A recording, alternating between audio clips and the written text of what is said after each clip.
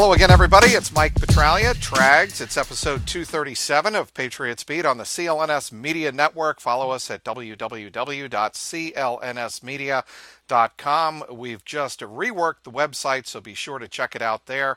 Follow us on Twitter at CLNS Media. And for all Patriots and NFL-centric news, you can follow us at Patriots CLNS. Also, be sure to give us a follow on Facebook at facebook.com/CLNS Media. That time of year, it is free agent frenzy. And here to break it all down as the Patriots have some late-breaking news. Probably not the best news for Patriots fans here on a Wednesday as we get full-fledged into free agency on March 14th. It is Kevin Duffy of Maths Live breaking it all down. First of all, let's get right to it, Kevin. The loss of Nate Solder to the New York Giants, 4 years, $62 million, as reported by several people, including Jeff Howe. And kind of the stunner of it all is how much is guaranteed, $35 million. Look, I think everybody wanted Nate Solder, who will turn 30 years old on April 12th, to stay in New England. He's a great, humanitarian story with everything he's been through. But the Patriots, I don't think, are about to match $35 million guaranteed to Nate Solder, right? Yeah, it's just, I think, it's interesting because the Giants actually don't have really much more cap space than the Patriots do. They have less. I believe they went into today with $19 million in cap space. So they're basically using, a significant chunk on that to sign Solder. The Pats are sitting at $21 million right now. I think that they would have, it's what you said, they would have liked to have him back, but they got to have a number for everybody. And if what it would have cost to re-sign Solder would have derailed their plans elsewhere, they, I guess, decided it wasn't worth it to do. And my first thought on the Solder thing was it was just a good play by him and his agents to get to free agency. Actually, it's the first time in his career he hasn't extended with the Patriots and he's become an unrestricted free agent. I think he surveyed this free agent class and realized it was particularly weak at offensive tackle, realized that he'd be in a top tier pretty much by himself, and that he'd probably get overpaid. And that's exactly what happened. He's a good player, but he shouldn't be the highest paid tackle in the NFL. So he got overpaid because of the circumstances. And the Patriots, I think, just, they would have loved to have him back, but they realized that it wasn't in their best interest to do it at that price. Absolutely. And not only is he the highest paid tackle in the NFL now, he's the highest paid offensive lineman in the NFL. Certainly not a surprise given the fact that he is a starting left tackle and has a couple of Super Bowl rings, certainly has, a resume that is befitting of somebody deserving of a big-time contract. I brought this up, Kevin, to somebody else last week, and this whole situation reminds me of what the Bengals went through with Andrew Whitworth last year. Only Whitworth was 5 years older and still got paid by the Rams. This is a situation where, if Whitworth was going to get that money from the Rams, that advanced in his career, I'm sure Solder, like you said, and his agent were like, well, if he's going to get, that kind of money that late in his career, imagine what we can get, 5 years younger, right? Yeah, exactly. And that it was worth it for him to do because, I'm sure part of him would have liked to stay in New England because of he's been here his whole career. Obviously, everyone knows about the stuff that him and his family is going through off the field. His wife is from the area. But he ends up in New York, which really isn't terribly far away, and gets paid a ton more than I would assume the Patriots were willing to offer. So it worked out well for him. Sometimes it's in a player's best interest to sign early, and sometimes if you survey the landscape and you get a good feel for what could be out there for you, it's in your best interest to wait. So he made it through the 2017 season healthy. He got to free agency. He was the number one free agent tackle available, and he got paid like it. So, as we always like to do in New England when a star player leaves, there is a hole left behind, and somebody's got to fill that hole. And this, I think, is going to put a lot of focus on a guy who hasn't played a single down in New England, and for all intents and purposes is going to be entering his rookie season with the Patriots, and that's 6'6" tackle, left tackle out of Troy State, Tony Garcia. What do you know about him, and do you think a guy like that who hasn't played a single down in the NFL could step in and take over. Is that even realistic?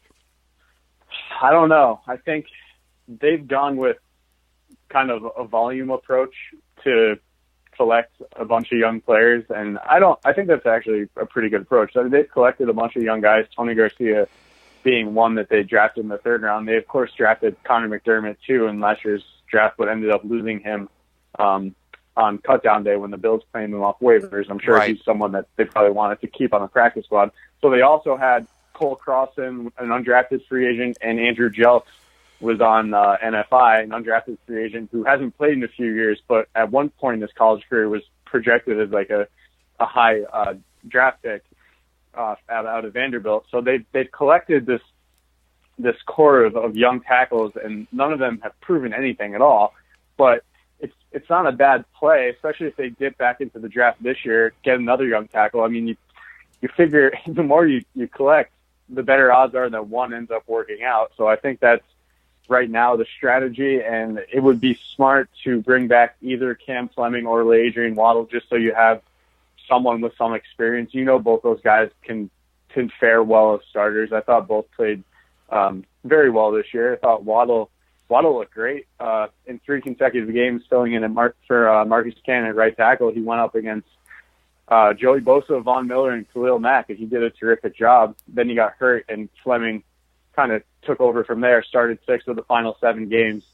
And I thought Fleming, kind of a guy who people in New England have not been too high on, but he was very good down the stretch for the Patriots in the playoffs and at the end of the regular season. I think the stat was from Pro Football Focus, he gave up 10 pressures on 220 dropbacks from weeks, I believe it was from weeks like 13 to the Super Bowl. So he was a good player too, and he's young. So those guys are in the mix still. I mean, it's not as sexy as bringing back Nate Solder, but you know those guys can at least be a stopgap, can at least play a little bit for you. So I think that they've got to try to bring one back and then probably draft somebody.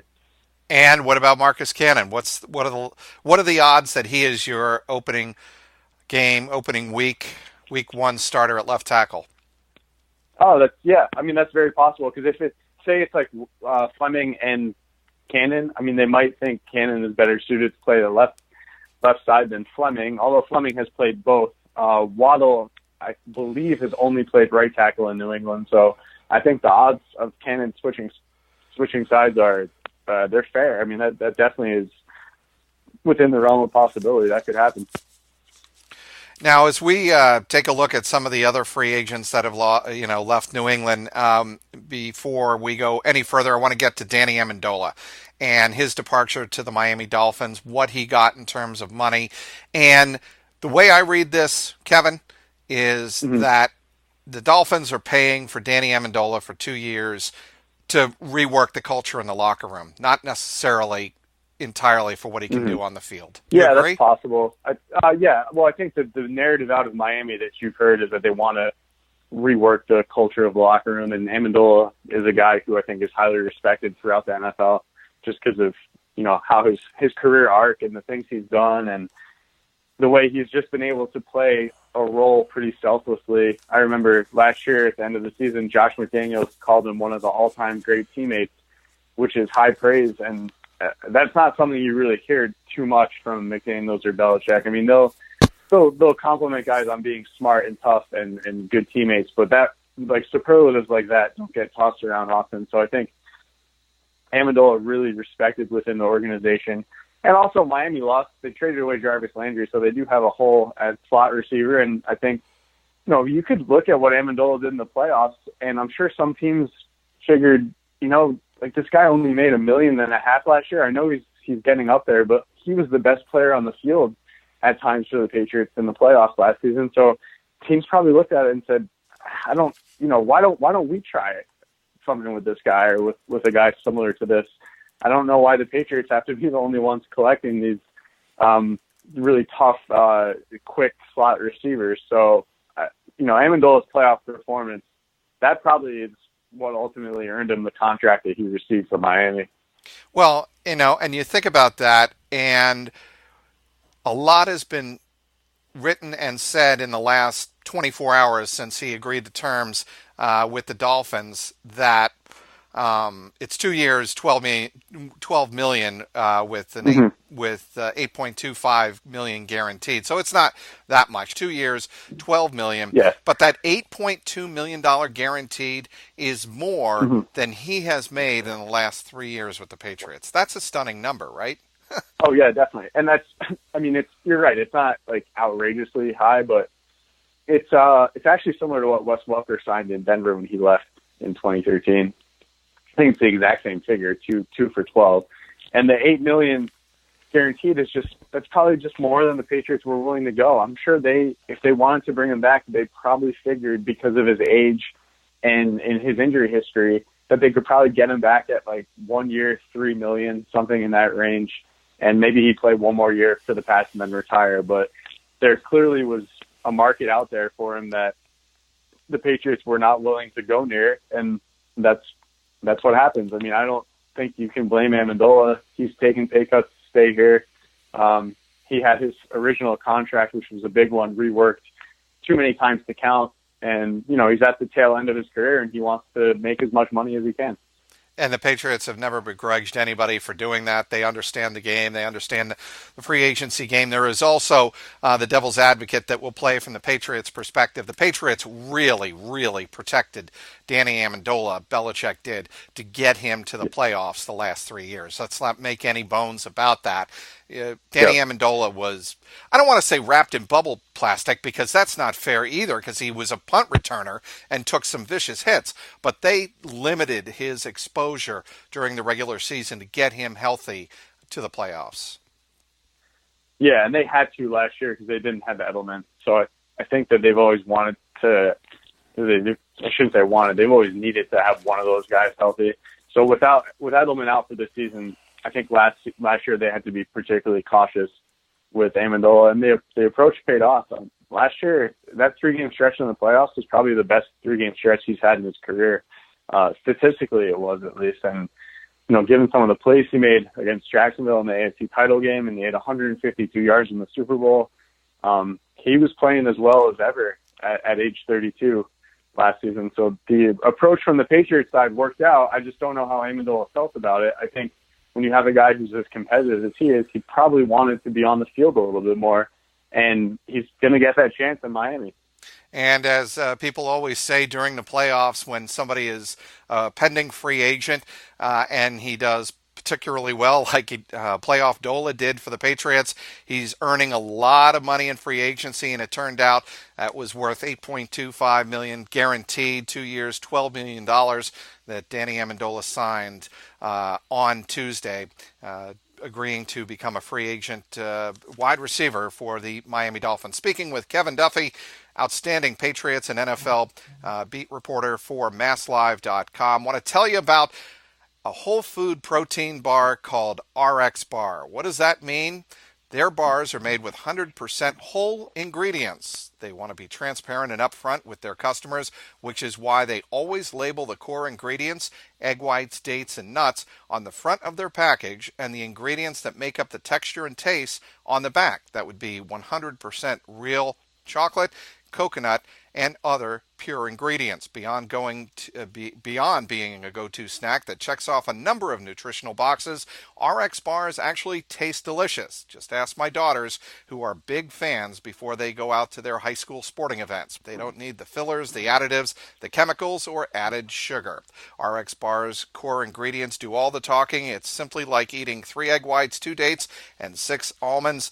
RX bars are great for a number of occasions: breakfast on the go, snack at the office, throw in your bag for the airplane, toss in your backpack for a bike ride or a hike, or pre or post-workout snack. Go to rxbar.com/CLNS and enter the promo code CLNS at checkout for 25% off your first order and free shipping. Again, rxbar.com/CLNS. Speaking with Kevin Duffy of MassLive.com, in this rapid-fire segment of Patriots Beat, I want to get to Malcolm Butler and what the Patriots have to do.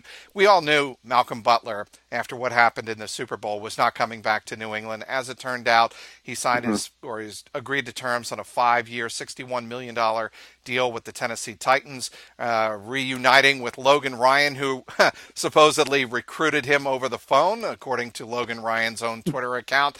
And Dion Lewis headed to Tennessee. What do you make of those two moves, Kevin?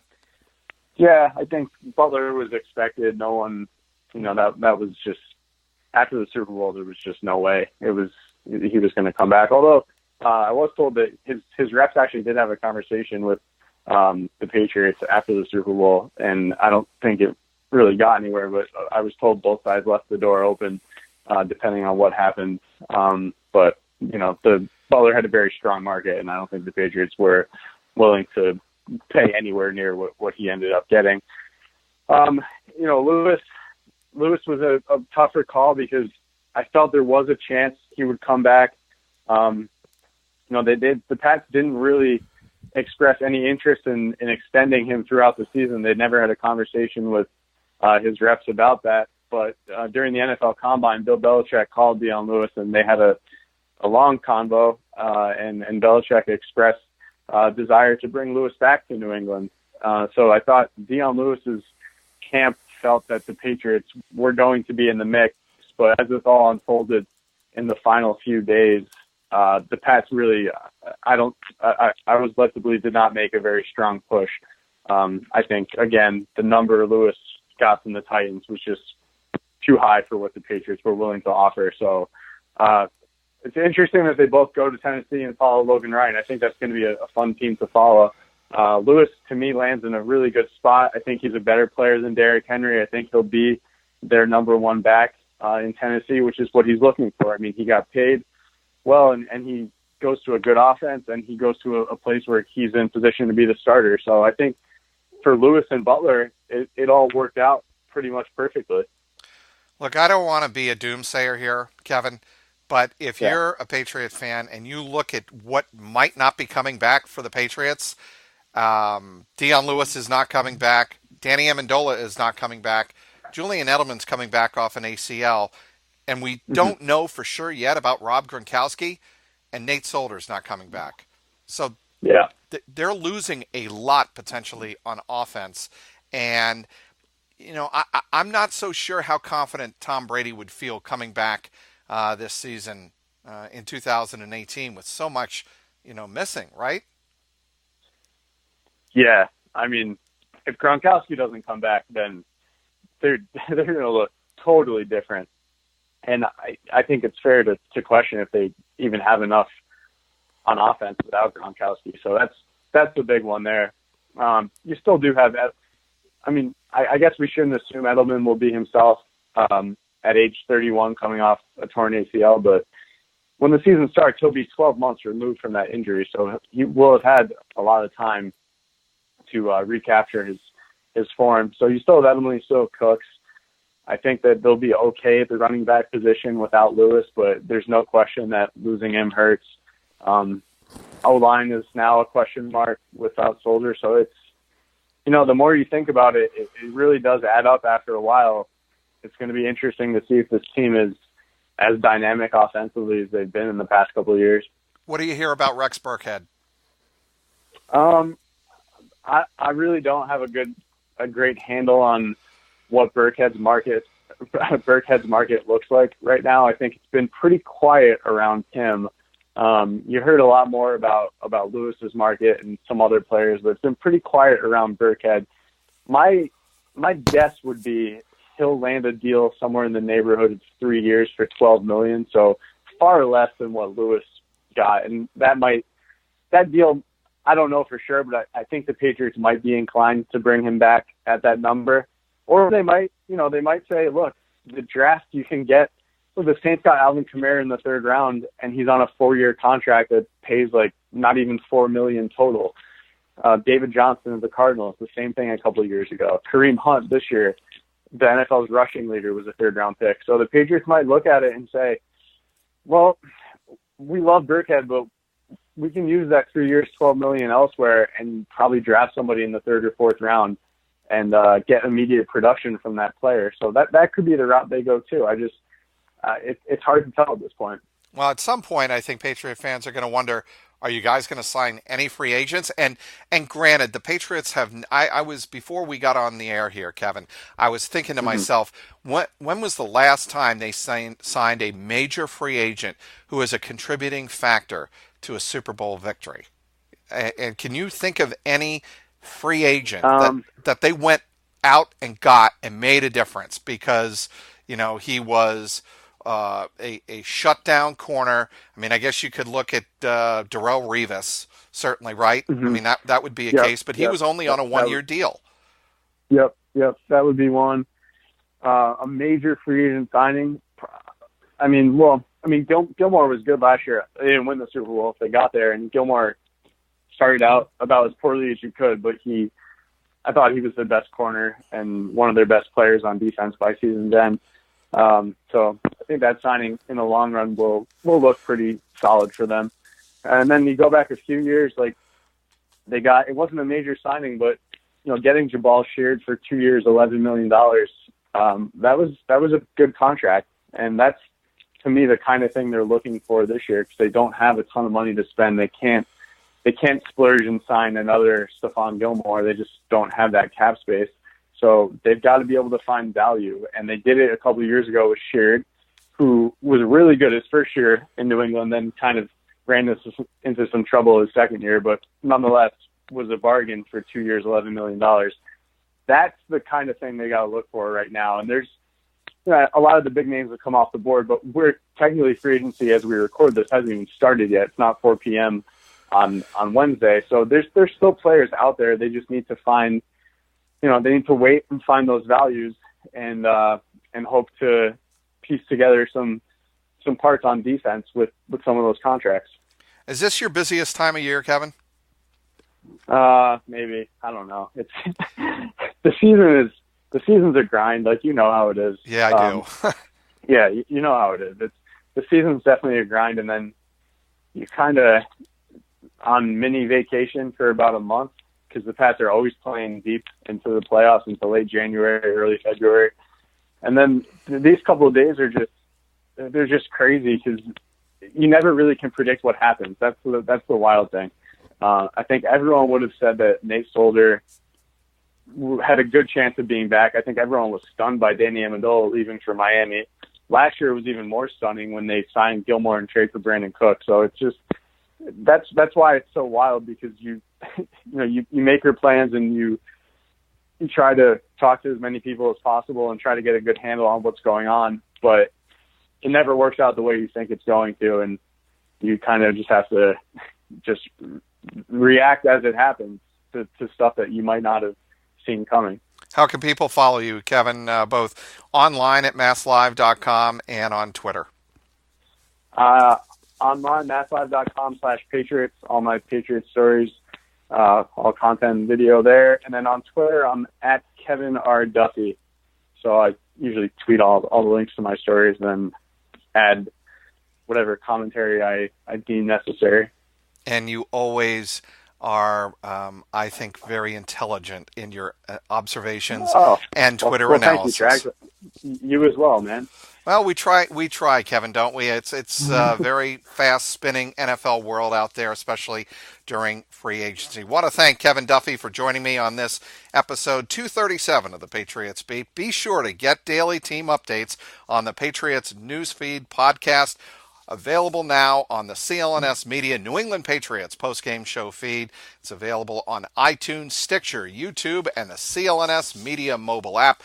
Thanks again for downloading today's Patriots Beat. Want to once again thank our guest, Kevin Duffy from masslive.com. Give us a follow at CLNS Media. You can also follow us at Patriots CLNS. Give my own personal account a follow at Trags, Trags. Today's sponsor, RX Bar. For Patriots content manager Mike Alonji, CLNS media executive producer Larry H. Russell, and the founder of the network, Nick Gelso. Thanks to everyone who tuned in. This is Mike Petralia, and this is the Patriots Beat podcast, powered by CLNS Media. What's going on, Pass Nation? This is Marvin Zahn of the CLNS Media Network, and I'm here to tell you right now to check out the CLNS Media New England Patriots postgame show hosted by myself and my co-host, Mr. Mike Nice. And live on CLNS Radio immediately after every single Pats game. Call in at 929-477-2386 toll free to get your voice heard and contribute to the host breakdown and analysis of the latest Patriots contest. We also got the stars and sorries of the day, Twitter posts for the plays of the game, and everything else that is going on with the 5-time Super Bowl champions. Subscribe to CLNS Media New England Patriots postgame show on iTunes and Stitcher, and the best way, download the free CLNS Media Network mobile app for on-demand listening anytime, any place, anywhere.